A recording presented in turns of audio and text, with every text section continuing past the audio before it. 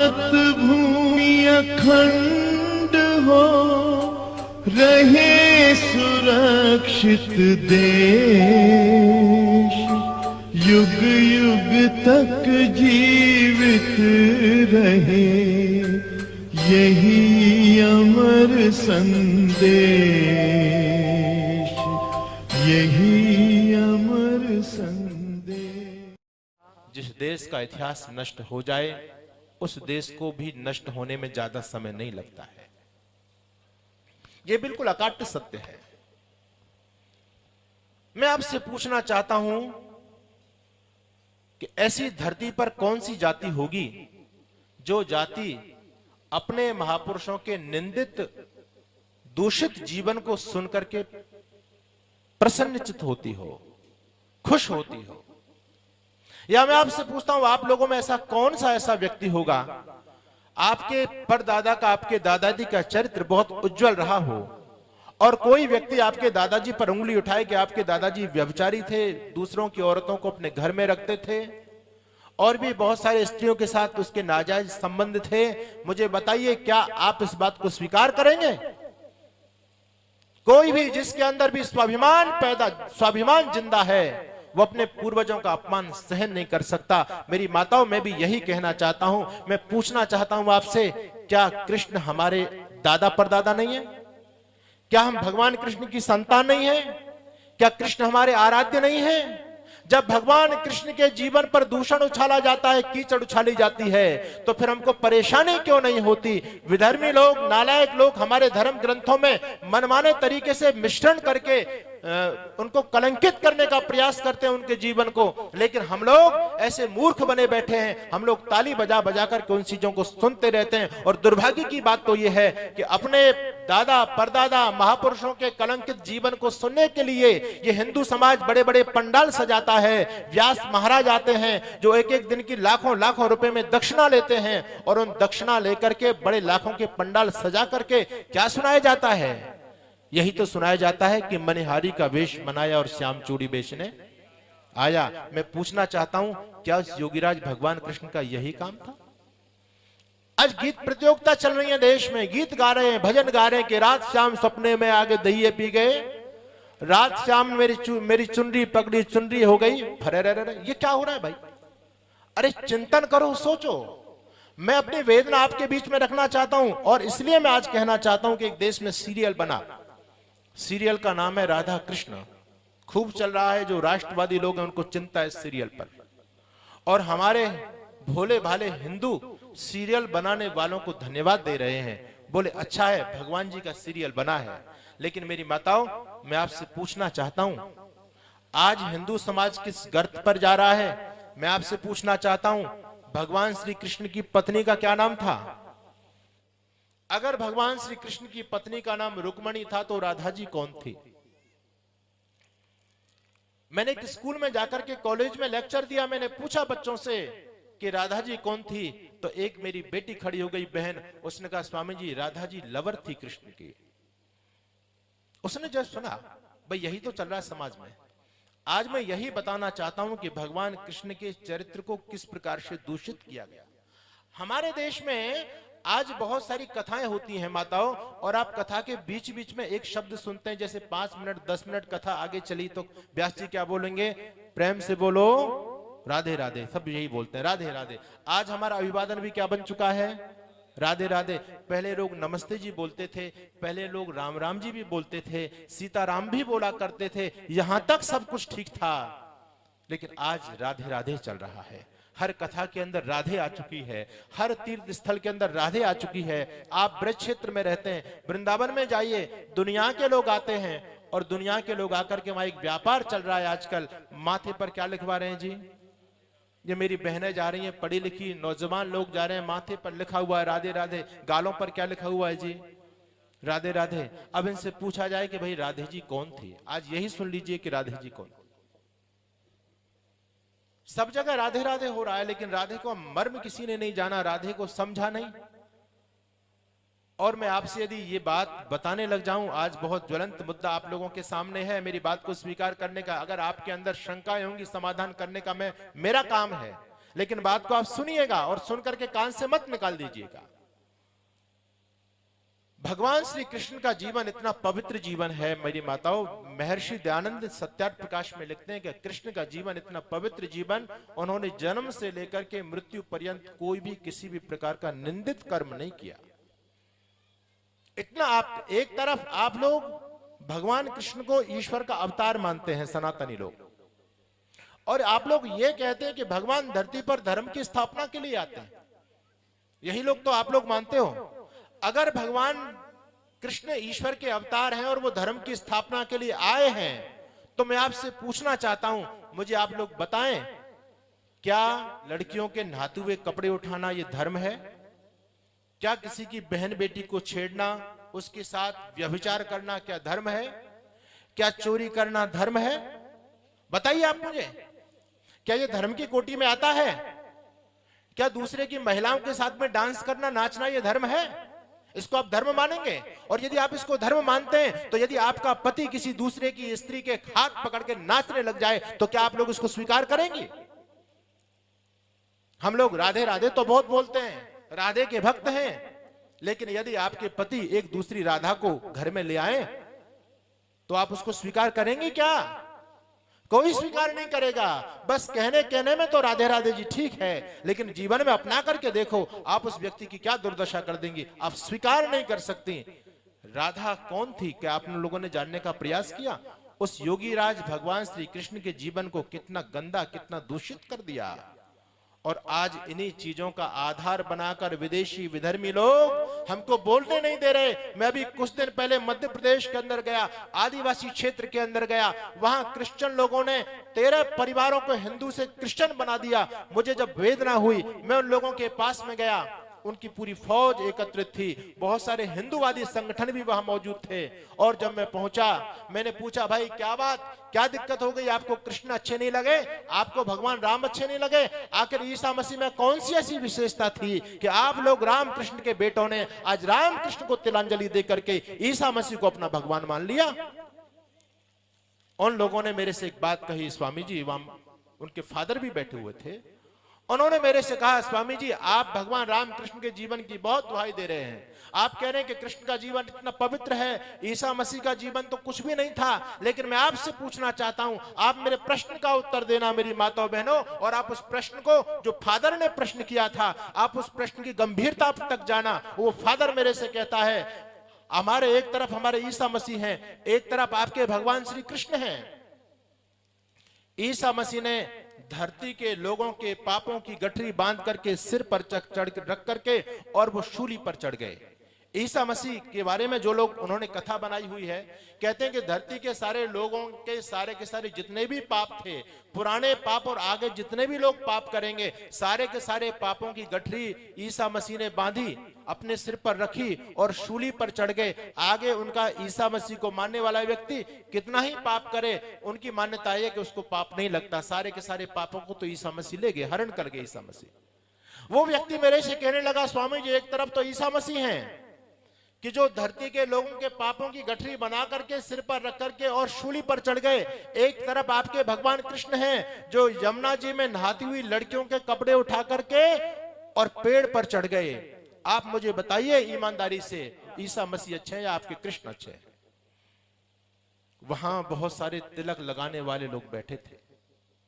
मैंने उनकी तरफ संकेत किया कि इनके प्रश्न का जवाब दीजिए। सबको पसीने आ गए मेरी माताओं, कोई उस पादरी के प्रश्न का जवाब दे कैसे? अरे हमने ही तो कृष्ण को कलंकित किया है। आज उस पादरी की क्या औकात थी जो भगवान कृष्ण पर यह आक्षेप लगा देता? ये आक्षेप किसने लगाए? हमारे लोगों ने लगाए। और हम लोग ईसा मसीह को गाली दे रहे हैं, क्रिश्चियन लोगों को गाली देते हैं, मुसलमान लोगों को गाली देते हैं कि हमारे भगवानों पर वो लोग कीचड़ उछाल रहे हैं। कृष्ण के बारे में ये लिख दिया, देवी दुर्गा के बारे में ये लिख दिया, भगवान राम के बारे में ये लिख दिया। वो कहां से लिख रहे हैं? उनके पास प्रमाण कहां से है? कहां से विषय लिया है? आपके ही तो ग्रंथों से लिया उन्होंने। आपने ही तो भगवान कृष्ण को कलंकित किया, बदनाम किया है। आप कृष्ण का जीवन पढ़ना चाहते हैं, सही जीवन पढ़ना चाहते हैं, भगवान कृष्ण के जीवन से संबंधित एक पुस्तक है जिसका नाम है महाभारत। अगर भगवान कृष्ण का सही जीवन आपको समझना है, पढ़ना है, तो महाभारत को पढ़िए। मेरी माताओं याद रखना, इस महाभारत में भगवान श्री कृष्ण के जीवन की संपूर्ण चर्चा है, लेकिन इस महाभारत में कहीं भी राधा की चर्चा नहीं है। हाँ, एक जगह राधा शब्द आता है। वो राधा कृष्ण की प्रेयसी नहीं है, वो राधा कर्ण को पालने वाली उस स्त्री का नाम है जो कर्ण की विमाता है, इसलिए कर्ण को राधे कहा गया, क्योंकि राधा नाम की स्त्री ने उसको पाला। उस राधा का नाम तो है, लेकिन वो राधा नहीं जो आज भगवान कृष्ण के साथ खड़ी दिखाई देती है आपको। उसके बाद में भगवान कृष्ण के जीवन से संबंधित एक पुराण है, उस पुराण का नाम है हरिवंश महापुराण। हरि यानी भगवान कृष्ण, उनके वंश का पूरा की पूरा वर्णन उस पुराण के अंदर किया गया है। आप लोगों ने यदि पुराण पढ़ा हो तो मैं आपको कहना चाहता हूं, हरिवंश पुराण के अंदर भी कहीं भी राधा का कोई वर्णन नहीं है, राधा का नाम तक नहीं है। एक पुराण और है, उस पुराण का नाम है विष्णु पुराण, क्योंकि भगवान कृष्ण को विष्णु का ही अवतार माना जाता है। उस विष्णु पुराण के अंदर भी राधा नाम की कोई चर्चा नहीं है, राधा का कहीं भी नाम नहीं है। ना तो महाभारत के अंदर है, ना हरिवंश महापुराण के अंदर है, नहीं विष्णु पुराण के अंदर है, किसी भी पुराण के अंदर नहीं है। और तो और आप आगे चलिए, आजकल जिस पुराण की हिंदू समाज में बहुत ज्यादा व्याप्ति है, जिसको आप भागवत पुराण बोलते हैं, हालांकि इस पुराण के अंदर भगवान श्री कृष्ण को बहुत बदनाम किया गया है, उनके जीवन पर बहुत कीचड़ उछाला गया है इस भागवत पुराण के अंदर। लेकिन फिर भी मैं कहना चाहता हूं कि इस भागवत पुराण के अंदर भी राधा नाम का कोई शब्द नहीं है। लेकिन दुर्भाग्य की बात यह है मेरी माताओं बहनों, आज कोई भी भागवत कथा बिना राधा के पूरी नहीं होती। ब्रज की छोरी से, राधिका गोरी से, मैया करा दे मेरा ब्याह, ये कहां से आ गई राधा भाई? ना भागवत के अंदर है, ना महाभारत के अंदर है, ना हरिवंश पुराण के अंदर है, ना विष्णु पुराण के अंदर है। ये राधा कहां से आ गई? केवल भागवत पुराणकार ऐसा व्यक्ति हुआ जिसके चरित्र पर यदि मैं बोलूं, और मैं नहीं बोलना चाहता, मैं ऋषि दयानंद के शब्द आपके सामने उद्धृत करता हूं। ऋषि दयानंद ने इस वेदना को समझा था, और ऋषि दयानंद ने बहुत कटु शब्दों में कहा था, हे भागवत बनाने वाले, यदि तू अपने मां के गर्भ में ही मर गया होता तो हिंदू समाज की दुरावस्था नहीं होती, हमारे महापुरुषों का जितना अपमान नहीं होता। यह ऋषि दयानंद की वेदना है, और मैं इस बात को बोल रहा हूं मंच से, आपके बीच में हूं, और मैं चैलेंज के साथ, मुझे अपनी विद्या योग्यता का घमंड नहीं है, लेकिन मैं इस बात का चैलेंज करता हूं, कोई भी भागवताचार्य आकर के ये सिद्ध कर दे कि राधा नाम का वर्णन आपके ग्रंथों में, हाँ ये मूर्खता की बात तो कहते हैं, ये कहते हैं कि राधा, इस बात को सभी मानते हैं कि भागवत पुराण के अंदर भी राधा का कहीं वर्णन नहीं है, सब लोग मानते हैं इस बात को। फिर मैं कहता हूं ये राधा कहां से आई भाई? कहते हैं राधा कृष्ण की आराध्य शक्ति का नाम है, राधा नाम की कोई स्त्री नहीं है। मैंने कहा मूर्ख हो, मूर्खानंदो, यदि राधा नाम की स्त्री नहीं है तो आप ब्रह्म वैवर्त पुराण को पढ़िए, जिसने बखेड़ा हिंदू समाज में खड़ा किया है। वहां पर लिखा है मेरी माताओं, वो मेरी मंशा नहीं, मैं सन्यासी हूं, मेरी मर्यादा है, मैं कह नहीं सकता। भगवान कृष्ण जब राधा के साथ में समागम करते हैं, शर्म नहीं आई उस धूर्त को लिखते हुए। ये हमारी संस्कृति का अंग नहीं है, ये पुराणों का सही रूप नहीं है, ये हमारे पुराणों में लोगों ने मिलावट की है, इस बात को समझना जो मैं कहना चाहता हूं। वो व्यक्ति क्या लिखता है कि जब भगवान कृष्ण ने राधा के साथ में समागम किया तो उसका इतना गलत चरित्र चित्रण किया है। आप पुस्तक उठाइए, गीता प्रेस गोरखपुर से मंगा लीजिए, मेरी बात चाहे मत मानिए, प्रमाण आपको देता हूं। इतना गंदा चरित्र चित्रण किया है कि आजकल की जो पोर्न मूवी बनाई जाती है, सरकार जिन पर आज पाबंदी लगा रही है, वो मूवी कुछ भी नहीं है उनके आगे। कितना गंदा, यानी मतलब वो व्यक्ति इतना गिर गया, इतना गिर गया, इतना कुछ लिख गया, लेकिन इस हिंदू समाज को फिर भी बुद्धि नहीं आई। उन हिंदू समाज के लोगों ने, उस भगवान कृष्ण के वंशजों ने उसको सही मान लिया। राधा का वर्णन ब्रह्म वैवर्त पुराण में आया, और ब्रह्म वैवर्त पुराण की रचना मुगल कालीन है, याद रखना इस बात को। जब मुसलमान हमारे देश में आए, लोगों ने यह प्रचारित खूब किया कि 18 पुराण महर्षि वेदव्यास ने बनाए, लेकिन कोई भी पुराण महर्षि वेदव्यास द्वारा रचित नहीं है। ये चैलेंज के साथ इस बात को मैं कहता हूं।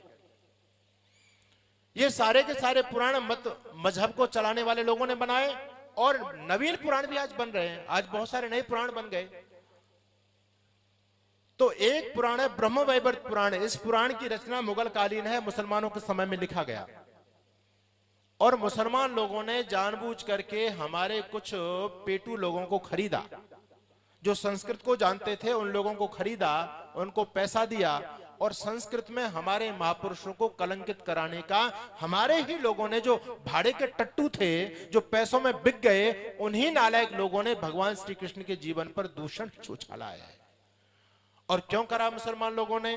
क्योंकि उनके पैगंबर है मोहम्मद साहब। मोहम्मद साहब का जीवन आप लोगों को तो नहीं पता होगा, क्योंकि आप भगवान कृष्ण का भी जीवन नहीं पढ़ते हैं। आपको कोई कैसा सुना देता उसको सही मान लेते हैं। जब हम अपने महापुरुषों का जीवन नहीं पढ़ते तो मोहम्मद और ईसा मसीह का क्या पढ़ेंगे? मोहम्मद साहब ने उसके जीवन पर यदि मैं एक टिप्पणी कर देता हूं, आप लोग समझ सकते हैं उस व्यक्ति ने कितनी शादी की जीवन में। आपको पता है 12 शादी तो उसकी रजिस्टर्ड हैं, जो आप लोग सोशल मीडिया पर खोल के देखेंगे, गूगल पर, वहां पर भी मिल जाएगा। लेकिन उस व्यक्ति ने 43-44 शादी की उस व्यक्ति ने अपने जीवन में। उस व्यक्ति ने न तो 6 साल की लड़की को छोड़ा और न 60 साल की बुजुर्ग महिला को छोड़ा। आयशा की उम्र कितनी थी और खदीजा बेगम की उम्र कितनी थी? आप लोग समझ गए होंगे, लोग जानते हैं, क्योंकि हमारे यहाँ डॉक्टर प्रमोद जी भी बैठे हैं, वो उस काम को संभालते हैं, देखते हैं। आप प्रबुद्ध लोग समझ सकते हैं मेरी बात को। तो उन्होंने सोचा कि हमारे पैगंबर का जीवन भ्रष्ट है। हिंदू समाज ही नहीं, हमारे भारतीय संस्कृति में चरित्र की बहुत महत्ता है, चरित्र को स्थान दिया गया है, और जिस व्यक्ति का चरित्र दो ढीले का नहीं होता, लोग उससे प्रभावित नहीं होते। उन्होंने सोचा कि हम अपने मोहम्मद साहब को तो भाई ज्यादा उछाल सकते नहीं, क्योंकि उसका तो मामला डूबा पड़ा है सारा का सारा। अब इनका जो कृष्ण है, ये आगे बकवास करेंगे अपने कृष्ण हमारा योगी था, और वास्तव में कृष्ण योगी थे, आप तो पुरुष थे। उनका ज्ञान का लेवल आपको देखना है तो आप गीता पढ़िए, गीता में पता चलेगा कि कृष्ण क्या है, योग की परमावस्था में है वो। तो उन लोगों ने सोचा कि हम कृष्ण को क्यों नहीं बदनाम करें, जिससे हिंदू हमारे पर कोई आक्षेप ही नहीं कर पाए। वो हमारे मोहम्मद साहब पर बोलेंगे, हम कह देंगे मोहम्मद को छोड़ो, अपने कृष्ण को देख लो। तो ये जो ब्रह्म वैवर्त पुराण है, ये मुगल कालीन है, और इस ब्रह्म वैवर्त पुराण के अंदर मनगढ़ंत कहानी बनाई गई कृष्ण और राधा के नाम में। कृष्ण के साथ एक महिला को जानबूझ करके जोड़ा गया, जानबूझ करके जोड़ा गया। राधा का कोई लेना देना कृष्ण से नहीं है। और आपको हंसी आएगी, उस मूर्ख व्यक्ति ने जो लिखा है, वहां राधा और कृष्ण के इतने सारे संबंध लिखे हैं। जो लोग ये करते ना, क्या राधा का वर्णन तो अलौकिक है, अरे तुम कितनी अलौकिक कर लो, वो प्रसंगों को कैसे जुटला सकते हो? उस पर जो राधा कृष्ण का जो संबंध वहां दिखाया गया है, उसकी व्याख्या कैसे करेंगे, श्लोक में आपके सामने नहीं पढ़ सकता। लेकिन मैं आपको यह बताना चाहता हूं, उसी ब्रह्म वैवर्त पुराण को पढ़ करके हमारे यहाँ के एक बहुत बड़े साहित्यकार हुए, उनका नाम था नारायण प्रसाद बेताब। उन्होंने एक पुस्तक लिखी, कृष्ण और राधा के संबंध। उस पुस्तक के अंदर वो कवि हैं, बहुत बड़े दार्शनिक हैं, वो कहते हैं कि कृष्ण मुझे ये बताओ कि राधा के साथ तुम्हारा संबंध कौन सा सही है। एक तरफ राधा को तुम्हारी मां बताया गया है, एक तरफ उसी पुस्तक में राधा को तुम्हारी मामी बताया गया है, एक तरफ उसी पुस्तक में राधा को तुम्हारी पत्नी बताया गया है, एक तरफ उसी पुस्तक के अंदर राधा को पराशक्ति बताया गया है, एक तरफ उसी पुस्तक में राधा को तुम्हारी प्रेयसी बताया गया है। वो कहता है कि कृष्ण मुझे बताओ कि कृष्ण राधा के साथ तुम्हारा कौन सा संबंध सही है, ये सारे संबंध सही हैं या सारे संबंध गलत हैं, या इनमें से एक संबंध सही है। उस व्यक्ति ने व्यंग किया है हिंदू समाज के ऊपर। और मैं बताना चाहता हूं, राधा नाम की कोरी कल्पना है, भगवान कृष्ण का राधा से कोई लेना देना नहीं। लोगों ने, पता है आपको, आप पुस्तक पढ़ करके देखिए, आप भी बुद्धिमान लोग हैं, आपने तो केवल सुना है, और सुना है तो आप लोग बुद्धि पर विचार नहीं करते, इसलिए बेहुदी बातों को आप लोग यथावत स्वीकार कर लेते हैं। लोगों ने गीत बनाए, हमारी बहनें गाती हैं कि घर की नारी छोड़ कृष्ण तो कुब्जा मन भाई। ये ब्रज में गीत चल रहे हैं, आप मुझे बताओ क्या ये गीत सही है? अगर ये सही है तो क्या ऐसे व्यक्ति की पूजा करनी चाहिए? आप ये सही मानते हैं कि कृष्ण ने नहाती हुई लड़कियों के कपड़े उठाए, और बेशरम यहां तक कहते हैं जब वो नग्न अवस्था में यमुना जी में स्नान कर रही है, कृष्ण कपड़े लेके पेड़ पे चढ़ गए, उन्होंने देखा कि कपड़े कहां गए, बाहर निकली, शर्म आ रही है। कृष्ण कहते हैं कि भाई कपड़े जब मिलेंगे। उन्होंने अपने हाथों से अपने अंगों को छुपाने का प्रयास किया, लेकिन कृष्ण का देखो जीवन कितना कलंकित करने का प्रयास किया गया है। कृष्ण कहते हैं नहीं नहीं, ऐसे कपड़े नहीं मिलेंगे, अगर कपड़े चाहिए तो ऊपर हाथ करो, हाथ जोड़ो। क्या दर्शाना चाहते हैं भगवान कृष्ण?